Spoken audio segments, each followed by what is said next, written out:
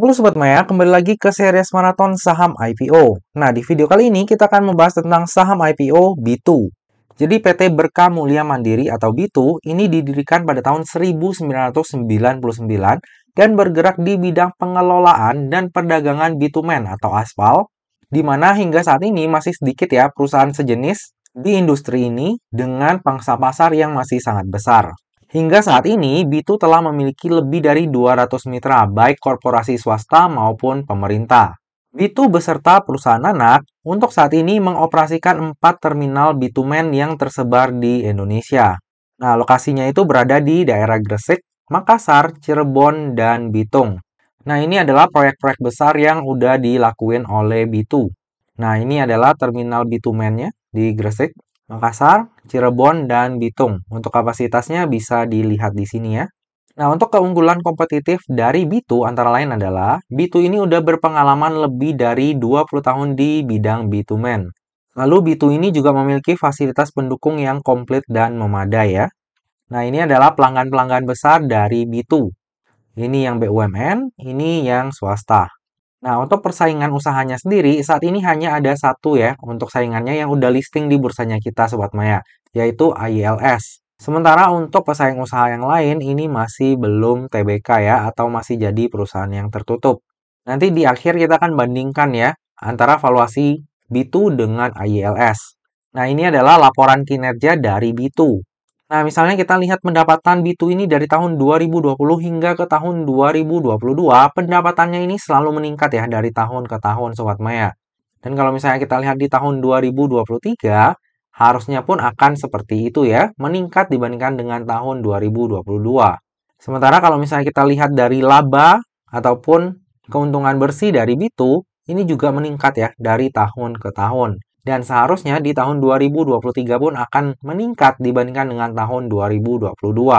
Nah, ini adalah pencapaian yang bagus dan memuaskan ya dari B2. Cuma yang perlu kita perhatikan di sini adalah net profit marginnya itu kecil banget Sobat Maya. Kalau di tahun 2021 ini nggak nyampe 1% ya untuk net profit marginnya. Bahkan hampir merugi. Tapi ini wajar ya, karena di tahun 2020 itu adalah tahunnya pandemi. Sementara di tahun 2021, net profit marginnya sedikit membaik, tapi nggak bisa dibilang baik juga ya, karena nggak nyampe 5% nih untuk net profit marginnya. Dan di tahun 2022 pun sama ya, net profit marginnya ini masih kecil, dan kayaknya harus tetap ditingkatkan ya. Kalau misalnya mau, itu ini terus bertumbuh dari tahun ke tahun. Tentunya kita nggak mau dong ya pendapatannya gede, tapi ternyata laba usahanya nggak segede pertumbuhan pendapatannya. Cuma ya emang rada sulit ya, karena bisa dibilang kalau B2 ini juga trading Sobat Maya. Jadi trading bitumen ya, agak sulit untuk dapetin margin yang gede. Jadi mau nggak mau ya pendapatannya yang harus ditingkatkan terus-terusan. Nah kalau misalnya kita bicara tentang prospek usaha, bisa jadi nih Sobat Maya, di akhir tahun 2023 ke 2024, proyeknya B2 itu akan sedikit sepi dulu nih Sobat Maya. Karena ya tahun politik ya, kita belum tahu nih siapa pemimpin ke depannya. Tapi kalau misalnya pemimpin ke depannya memfokuskan lagi pada infrastruktur, tentu saja pendapatan dari B2 ini akan terus meningkat dari waktu ke waktu Sobat Maya. Jadi ini adalah salah satu pertimbangan bagi Sobat Maya yang mungkin mau keep B2 ini dalam jangka waktu panjang. Nah ini adalah para pemegang saham dari B2. Ada 3 individu dan 1 non-individu. Dengan kepemilikan terbesar dipegang oleh PT Mega Raharja Investama sebesar 89,3%. Nah, untuk IPO-nya B2 ini akan ada lock-up period ya Sobat Maya, selama 8 bulan dari semenjak B2 ini listing di bursanya kita. Lalu ini adalah struktur IPO-nya, sebanyak-banyaknya 550 juta lembar saham atau mewakili sebanyak 31,3% dari modal ditempatkan dan di store penuh yang akan ditawarkan kepada masyarakat. Untuk harga penawarannya sendiri berkisar antara 131 hingga 140.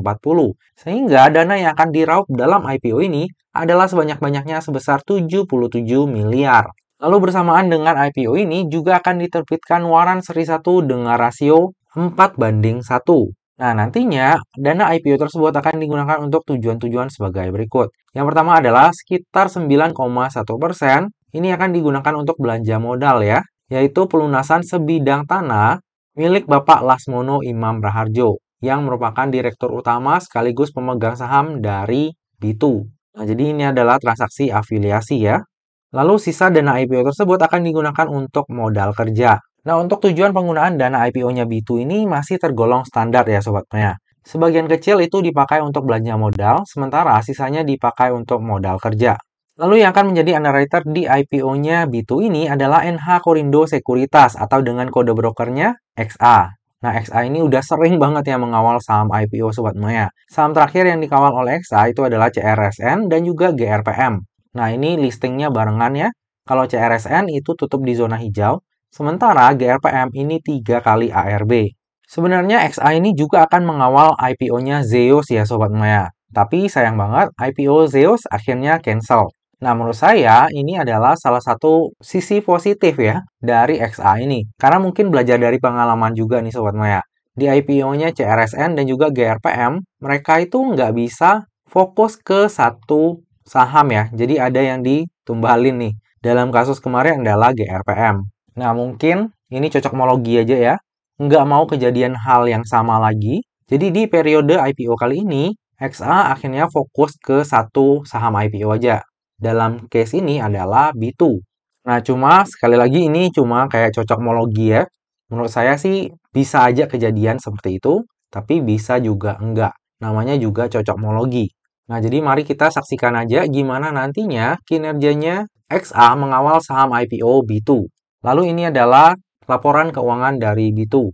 Kalau misalnya kita lihat dari sisi aset terus meningkat ya Sobat Maya dari tahun ke tahun. Lalu dari sisi liabilitas ini cenderung udah agak stabil.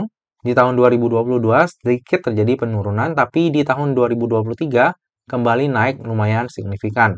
Sementara untuk dari sisi ekuitasnya ini terus meningkat ya dari tahun ke tahun. Oke, selanjutnya kita lihat valuasi dari B2.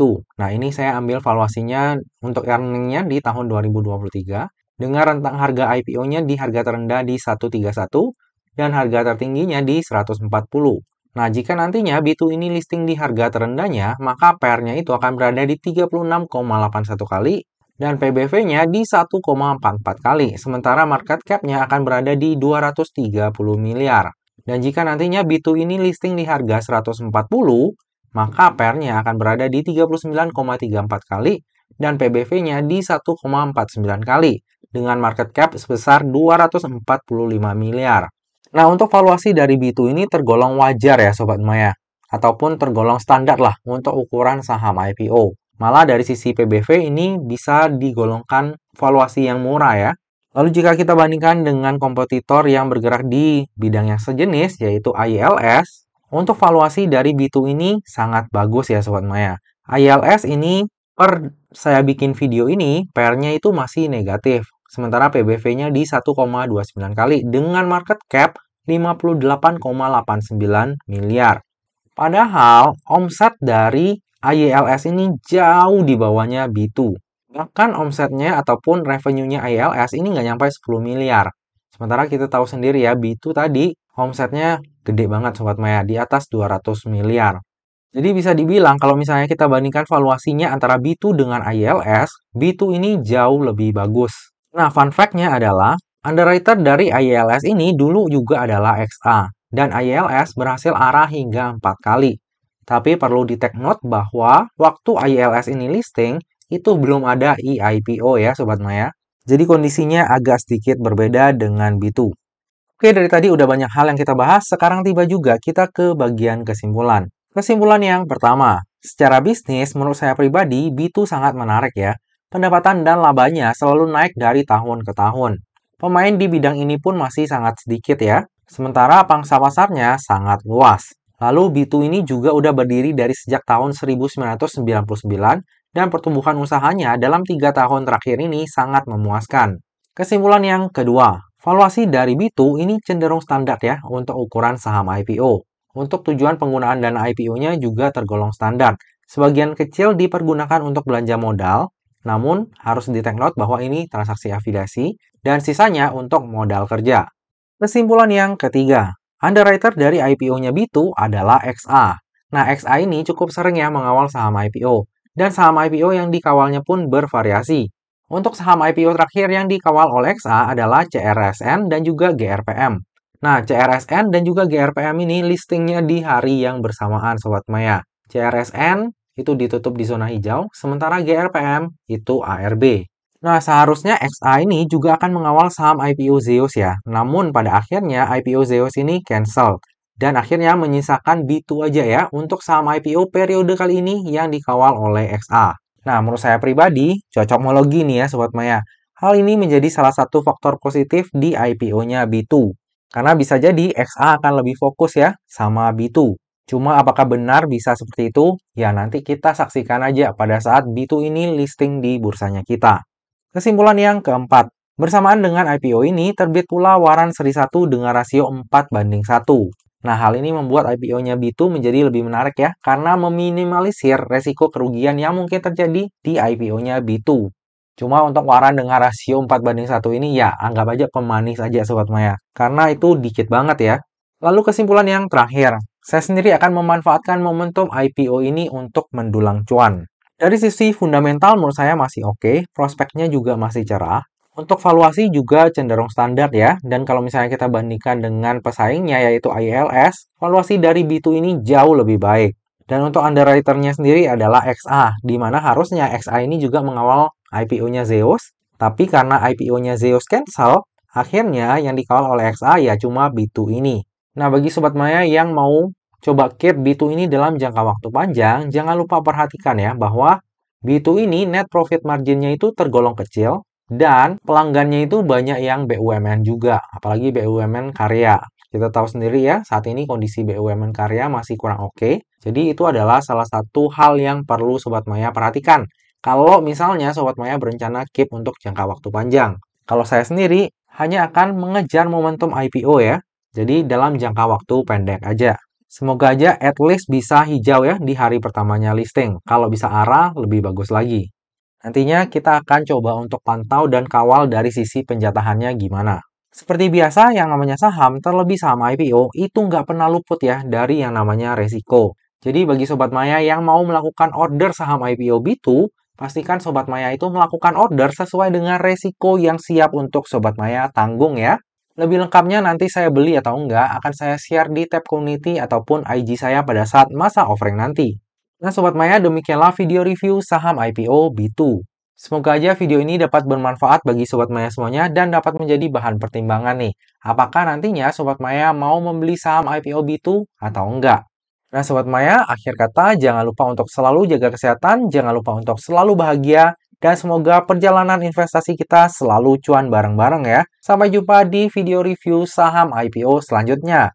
Dah.